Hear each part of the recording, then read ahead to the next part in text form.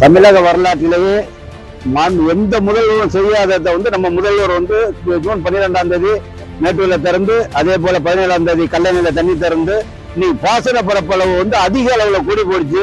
கூடி போனதுனால இன்னைக்கு என்னன்னா நெல் மகசூல் அதிகமா போயிடுச்சு. மகசூல் அதிகமா போனதுனால இன்னைக்கு விவசாயிகளுக்கு குறித்த நேரத்தை அறுவடை பண்ணி அந்த நெல்லை உடனுக்குடன் நம்ம டிபிசில இருந்து நெல்லை லாரி மூலமா அப்புறப்படுத்தி கொண்டு குச்சத்துக்கு அனுப்பணும் அப்படின்னு சொல்லி அவங்க ஒரு விவசாயி ஒரு நெல்லு கூட பாதிக்கப்படக்கூடாதுன்னு பண்ணாங்க. குறித்த நேரத்துல விலையும் 2500 ரூபாய் விலை ஏற்றினாங்க. மாற்று பேருக்கு போன விவசாயி கூட இன்னைக்கு நெல்லுக்கு வந்துட்டாங்க.